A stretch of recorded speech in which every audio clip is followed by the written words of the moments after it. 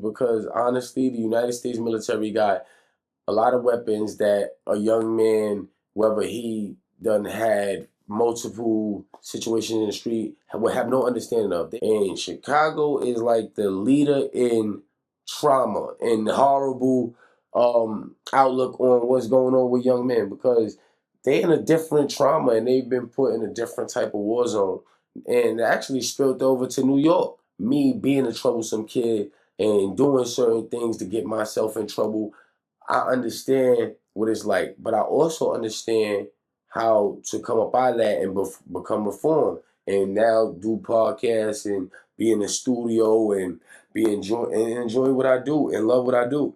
Now listen, I've been detained by regular cops. I ain't about to act bad. I ain't gonna be acting like I'm super gangster. Shoot, regular cops got me. It wasn't hard too. They came to my house 6 in the morning. They don't play. Listen, the regular cops, I ain't dealing with no U.S. Marshals. Yo, y'all already know. This is Frederick the Mayor, that is. You know I never forget to say my prayers, and I hope you don't neither. We're going to get right into it. I'm going to talk about what's going on in Chicago. It was a big hurrah earlier this year, talking about Chicago going to fight back. All of the kids in Chicago going to shoot back at the National Guard when they pull up. But we see that it's not quite going that way. The National Guard did pull up, not as violent as a lot of the people. Stop the cap. Stop the cap right now. Well, maybe more violent. It depends on who you are and how you look at things, because they did go into some neighborhoods, the National Guard, and took out some people. We do not care. And you got a lot of them saying, it doesn't matter. We not part of that. I want to get your opinions. What's important? Like, we should be banding together at this time. Your brother out on the way. And it depends on how you look at it. You know what I'm saying? So I just want y'all to comment. I just feel like it's important for people of any type of color, when we have an opportunity to help each other, to do so. History have shown us that we have not always kept this up. So that's just one thing that I want to address, and I want the opinions of the people. Back to Chicago and all of the violence they said they was going to be unloading onto the United States military. We have yet to see that violence. And I'm glad that we didn't see that violence, because honestly, the United States military got a lot of weapons that a young man, whether he done had multiple situations in the street, would have no understanding of. They got lasers. They got things that can evaporate you. Why you bully me?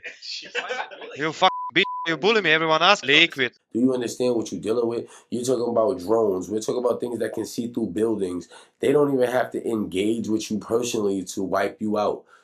I don't like where this is going. So understand what you're dealing with here.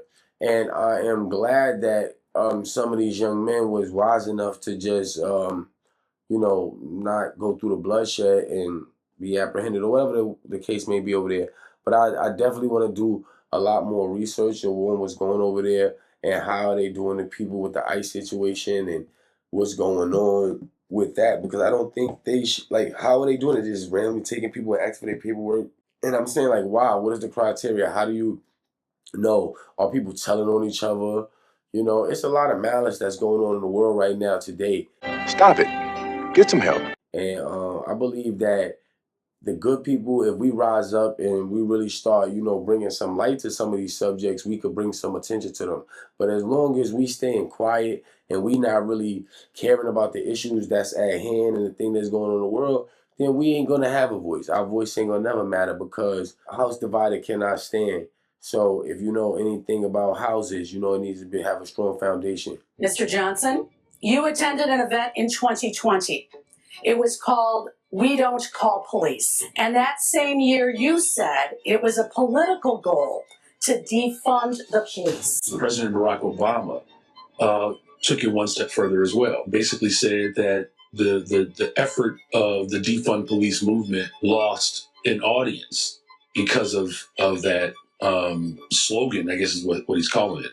Which I don't look at it as a slogan. It's an actual real political goal. So, Mr. Johnson, what do you say to Chicagoans who do want more officers in their neighborhoods? The fact of the matter is, we are driving violence down in this city, and we're using every single resource that's available to us.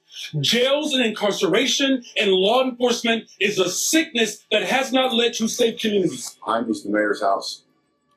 3 squad cars blocking it. patrolling it, protecting it for him and his family. Yet he calls law enforcement a sickness.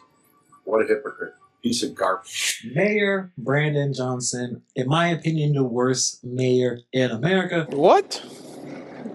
Bro, what are you talking about, man? In Chicago, we saw an ICE agent reportedly run over by an illegal alien. Many people tell me, real Chicagoans tell me, that it's your violent, racist hate speech that is causing people to commit these acts of violence.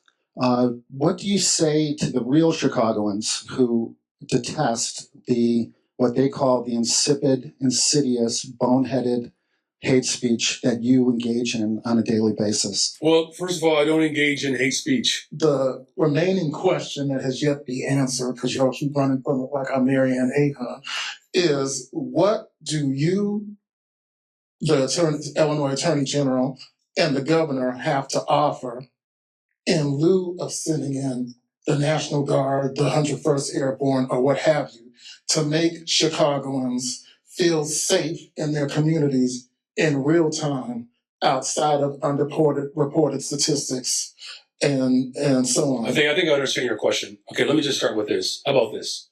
In 1974, there were 970 murders. Okay.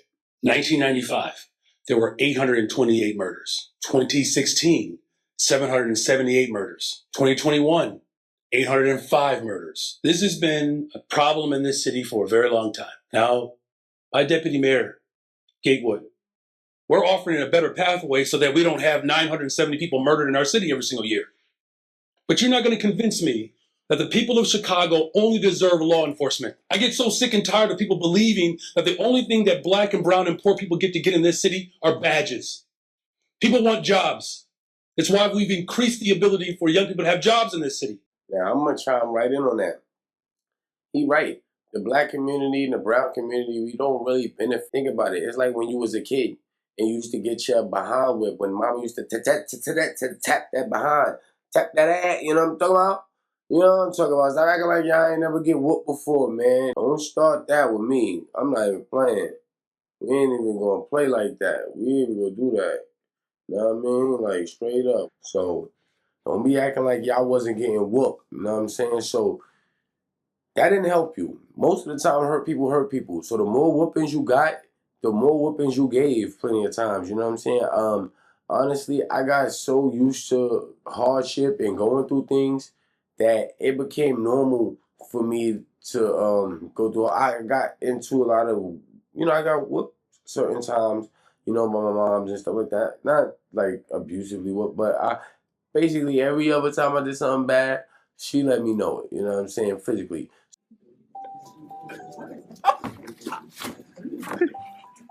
So I was getting my behind whooped. So growing up, anytime somebody, hit me and I had the opportunity to hit them back, because you can't hit your mom's back, I did everything I could do to whoop them. I tried to... Stop it. Get some help. But all in all, I'm trying to get to an answer, right? And I think that's what we're trying to do here. We do not care. We need to get some answers. We got to take it one step at a time.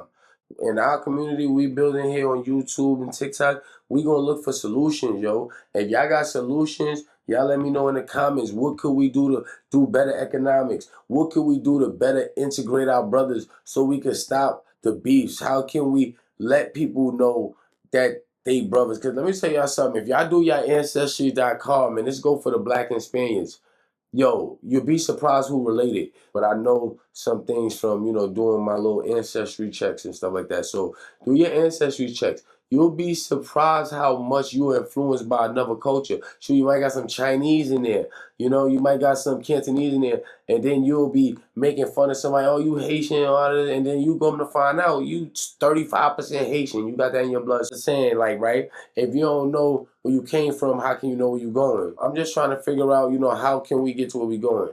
And Chicago is like the leader in trauma and horrible outlook on what's going on with young men, because they in a different trauma and they've been put in a different type of war zone. And it actually spilled over to New York. It actually spilled over to Philadelphia and a lot of other places. that one there was a violation. Personally, I wouldn't have it. You know, with the whole drill epidemic. But I would never judge none of those young men for the simple fact that, you know, I did time in prison. I did 10 years in prison. Me being a troublesome kid and doing certain things to get myself in trouble, I understand what it's like. But I also understand how to come up out of that and become reformed. And now do podcasts and be in the studio and enjoy what I do and love what I do. So, you know, I want to just be able to get that game to some kids. You know what I'm saying? Because there's a lot of kids out there that don't know that they can make that change. You know what I'm saying? They don't really see it. Because I'm going to tell you something, I couldn't see it. You know what I'm saying? Sometimes you got to go through a lot and hit that rock bottom. And everybody rock bottom is different.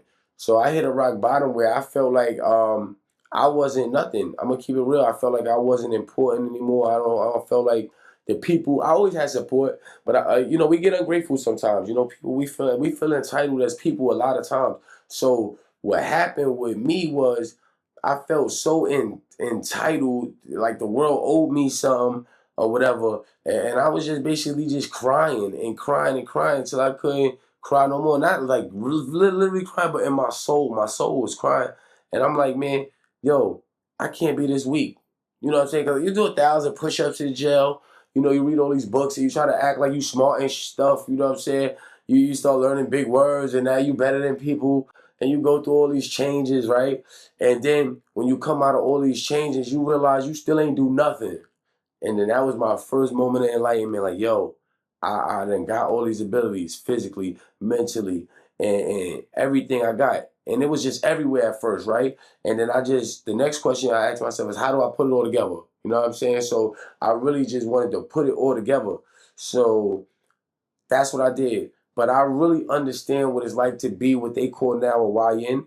I personally don't even like that terminology because I don't want to brand no young man as nothing else but a young king.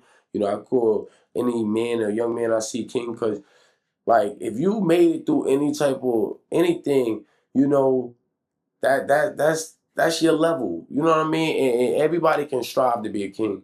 I ain't gonna hold you. Everybody ain't sitting on their throne. I believe everybody has a king in them. Everybody has a queen in them. But there's a lot of kings and queens who are not sitting on their throne. Let's just call it what it is. You know what I'm saying? So that don't mean I'm gonna deny the king or queen in you. Hey, yo, what the fuck? But that don't mean you sitting on your throne. You know what I'm saying? And a lot of times, like, I fell off my throne. So I gotta get back on my throne. You know, you can fall off your throne and get back up and get back on your throne, man. And I really just want to let the people know that. So I'm just trying to get through to, you know, some of the younger generation and some of the generation my age. Because I want to get into how do we start getting back to what's important. Now, you got this guy up here who's doing a reaction talking about the mayor, and he's basically appealing to an audience. He's basically just out in the mayor. And I ain't gonna lie, I'd rather hear the full story out.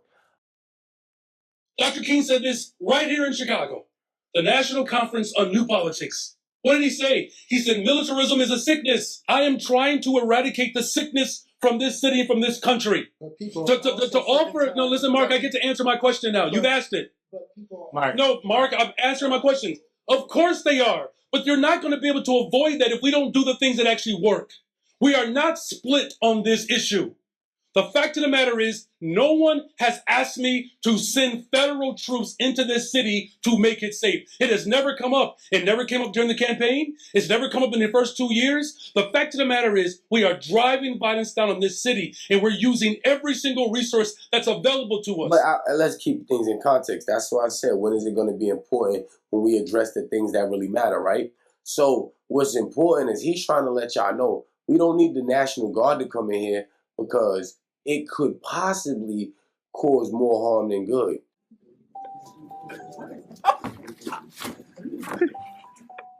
So if you're gonna have them on this soil, I don't want them deployed in my streets and in my cities. And I could understand that because if you're dealing with hostile people and you add more hostile people, a lot of times, and I'm sorry, a lot of people are not gonna understand this because a lot of people really grew up sheltered and they grew up with their silver spoon. but take it from somebody who has life experience that been in and out of jail, and I'm not proud of it, but when you in the thick of things and you already putting your life on the line, you're gonna just look at it as another put your life on the line moment.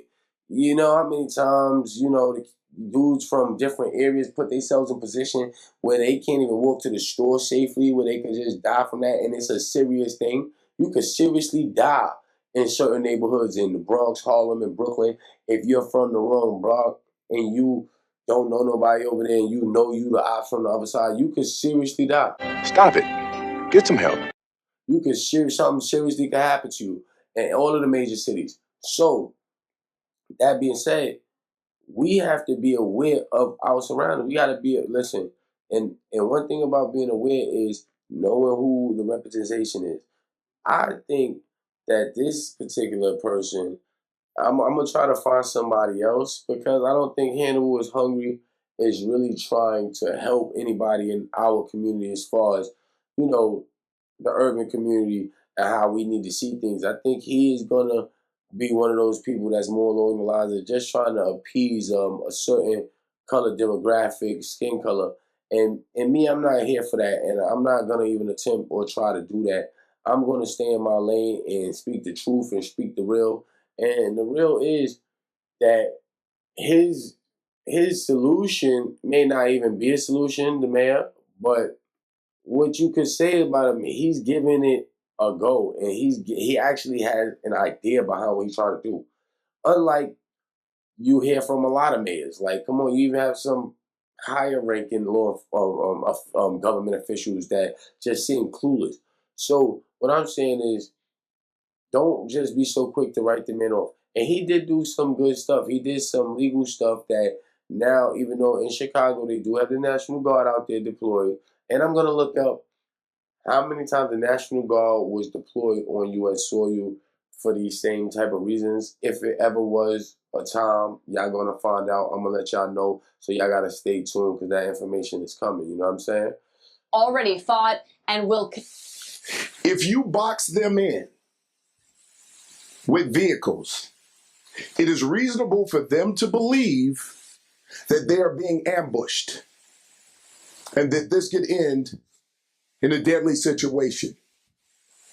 And it's reasonable for them to use force based on those conditions. CPD will not arrest and cannot arrest federal agents because someone deems what they're doing is illegal or unlawful. Well, how do y'all feel about them going in and snatching people out this home? Some of these people have been 20, 30 years here. Some of these people are hardworking people. Like, do y'all think that all of this police activity is going to do the city more harm based on, how much violence it can stir up? Or, hold on, do y'all think this is going to do the city some good? Do y'all think the city of Chicago is going to be better off? They said all of this crime in Washington, D.C. is over. Listen, they said it shut down immediately. Shut down immediately. Now listen, I've been detained by regular cops. I ain't about to act bad. I ain't going to be acting like I'm super gangster. Shoot, regular cops got me. It wasn't hard, too. They came to my house 6 in the morning. They don't play. Listen, if the regular cops, I ain't dealing with no U.S. Marshals.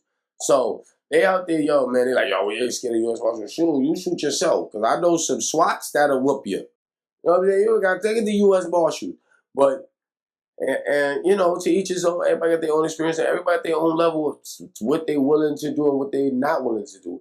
And I am not willing to be getting my behind whooped for absolutely, and I mean, when I say get my behind with black, I mean spank. Like, I mean, not, turn TV turned off. Like, you know what I'm saying? Snot box rock. Like, I ain't trying to do that for a cause that has no end. What I mean by that is if I'm going to go put my life on the line for something, I got to be able to see down the line. There's hope for that.